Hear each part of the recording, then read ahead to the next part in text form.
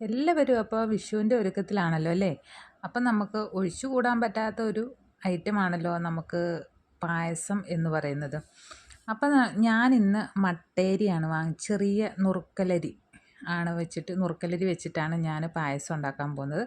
അപ്പോൾ 1/2 കിലോ നുറുക്കലരി എടുത്ത് നന്നായിട്ട് കഴുകിയിട്ട് ഒരു കുക്കറിലേക്കിട്ട് ഞാനിത് വേവിക്കാനായിട്ട് വെക്കും കേട്ടോ. ഏകദേശം ഒരു 4 വിസിലോളം നമുക്കിത് കേൾക്കണം, എന്നാൽ മാത്രമേ ഇത് നന്നായിട്ട് വെന്ത് വരികയുള്ളൂ. ഒരു 2 വിസിൽ 3 വിസിലൊക്കെ കഴിഞ്ഞ് കഴിയുമ്പോഴത്തേനും നമ്മളിത് താത്ത് വെച്ച് കഴിഞ്ഞാൽ ശരിയാവില്ല. 4 വിസിൽ കറക്റ്റായിട്ട് കേൾക്കണം, എന്നാൽ മാത്രമേ നമുക്കത് കറക്റ്റ് പാകത്തിന് വെന്ത് കിട്ടുകയുള്ളൂ കേട്ടോ.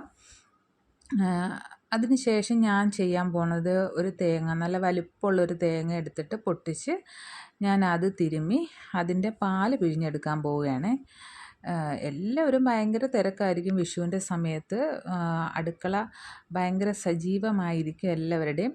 പിന്നെ തിരക്കുള്ള ആളുകളും പിന്നെ ജോലി ചെയ്യാൻ മടിയുള്ള ആളുകളും അതുപോലെ തന്നെ ഫുഡ് വീട്ടിലുണ്ടാക്കുന്നതിനോട് യോജിപ്പില്ലാത്ത, അന്നത്തെ ദിവസം കിടന്ന് ഇത്രയും പണിയെടുക്കാൻ കഴിയില്ലാത്ത ആളുകളും പുറത്തു നിന്നൊക്കെ ഓർഡർ ചെയ്യാറുണ്ട്. ഞാനും അങ്ങനെ ഓണത്തിനൊക്കെ ഓർഡർ ചെയ്തിട്ടുണ്ട്. അത് സമയമില്ലായ്മ കൊണ്ടാണ്. പക്ഷെ എനിക്ക് ഭയങ്കര ഇഷ്ടമാണ് കേട്ടോ ഇങ്ങനെയുള്ള കാര്യങ്ങളൊക്കെ ഉണ്ടാക്കി എല്ലാവർക്കും തയ്യാറാക്കി കൊടുക്കുന്നത്. അപ്പം നമ്മളിനി പാല് പിഴിഞ്ഞെടുക്കാൻ പോവുകയാണ്. പാല് പിഴിഞ്ഞെടുക്കുന്നതിന് മുന്നേ തന്നെ ഞാൻ ഒരു തേങ്ങയുടെ പകുതി ഞാനിതുപോലെ മുറിച്ച് ചെറിയ പീസാക്കി അരിഞ്ഞു വെച്ചിട്ടുണ്ടായിരുന്നു കേട്ടോ. അതിന് ശേഷം ഞാൻ 1-ാം പാലും ഇങ്ങനെ തിരുമ്മി എടുക്കുമ്പോൾ എന്ന് വെച്ച് കഴിഞ്ഞാൽ നമുക്ക് ഈ തേങ്ങ നമുക്ക് വീണ്ടും ഉപയോഗിക്കാൻ പറ്റും എന്നുള്ളതാണ് ഇതിൻ്റെ ഒരു ഗുണം കേട്ടോ. ചില ആളുകൾ ഇത് മിക്സിയിലടിച്ച് മൊത്തം പാലും പിഴിഞ്ഞെടുക്കും, പക്ഷേ അങ്ങനെ എടുക്കുന്ന തേങ്ങ നമുക്ക് പിന്നീട് ആ പീര നമുക്ക് ഉപയോഗിക്കാൻ കൊള്ളില്ല. ഇങ്ങനെ എടുക്കുകയാണെങ്കിൽ വളരെ എളുപ്പമാണ് കേട്ടോ.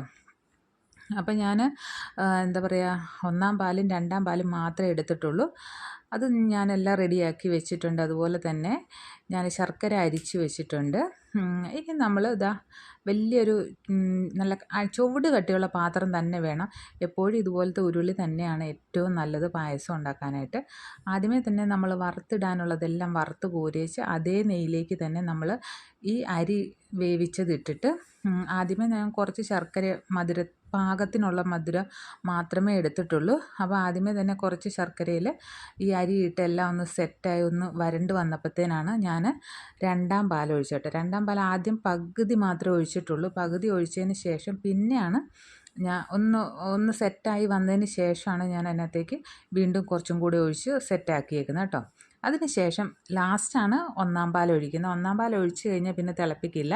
അത് നമ്മൾ തീ ഓഫ് ചെയ്തിട്ട് പിന്നെ വറുത്ത് വെച്ചിരിക്കുന്ന എല്ലാ സംഭവങ്ങളും ഇട്ട് സെറ്റാക്കും കേട്ടോ. നമ്മുടെ